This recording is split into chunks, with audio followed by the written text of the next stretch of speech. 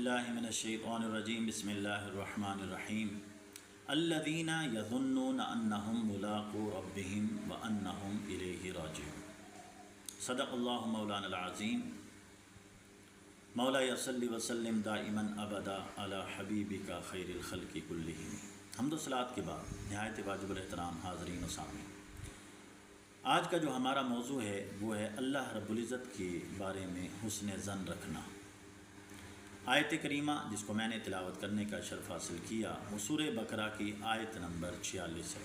اس میں اللہ رب العزت نے ارشاد فرمایا، اور یہ وہ لوگ ہیں جو یقین رکھتے ہیں کہ وہ اپنے رب سے ملاقات کرنے والے اور وہ اسی کی طرف لوٹ کر جانے والے۔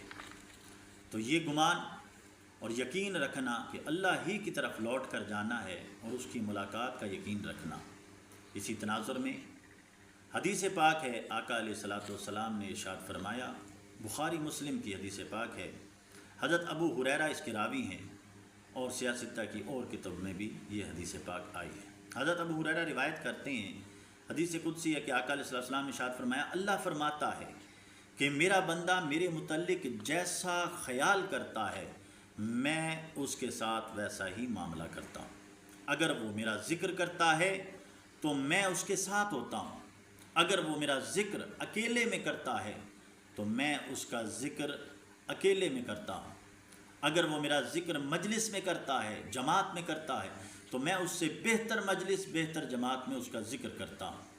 اگر میرا بندہ میری طرف ایک بالشت چل کر آتا ہے تو میں اس کی طرف 2 بالشت آتا ہوں، اگر میرا بندہ میری طرف 2 بالشت چل کر آتا ہے تو میں ایک بازو اس کی طرف چل کر آتا ہوں، اگر کوئی بندہ میری طرف چل کر ایک بازو آتا ہے تو میں اس کی طرف 2 بازو بڑھا کر چل کر آتا ہوں، اگر کوئی بندہ میری طرف چل کر آتا ہے تو اللہ فرماتا ہے میں اس کی طرف دوڑ کر آتا ہوں۔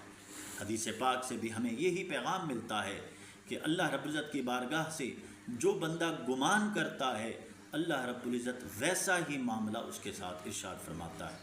حضرت عبداللہ بن مسعود روایت کرتے ہیں کہ اس ذات کی قسم جس کے علاوہ کوئی معبود نہیں، جو آدمی اللہ تعالیٰ کے متعلق حسن ظن رکھتا ہے اللہ تعالیٰ اس کا حسن ظن اسے عطا فرماتا ہے، کیونکہ ہر قسم کی بھلائی اسی کے اختیار میں ہے۔ حدیث پاک میں آتا ہے، آقا علیہ السلام نے ارشاد فرمایا، حسن ظن حسن عبادت ہے، یعنی اللہ کے بارے میں حسن ظن رکھنا یہ حسن عبادت ہے۔ اور پھر حضرت ثابت رضی اللہ تعالیٰ روایت کرتے ہیں کہ حضرت ابو عثمان نہدی بیان فرماتے ہیں کہ مجھے معلوم ہے کہ میرا رب مجھے کب یاد کرتا ہے، کب میرا ذکر کرتا ہے۔ تو لوگوں نے پوچھا کہ اے ابو عثمان آپ کو کیا معلوم کہ کب اللہ ذکر آپ کا کرتا ہے؟ تو انہوں نے کہا کہ تم نے قرآن نہیں پڑھا؟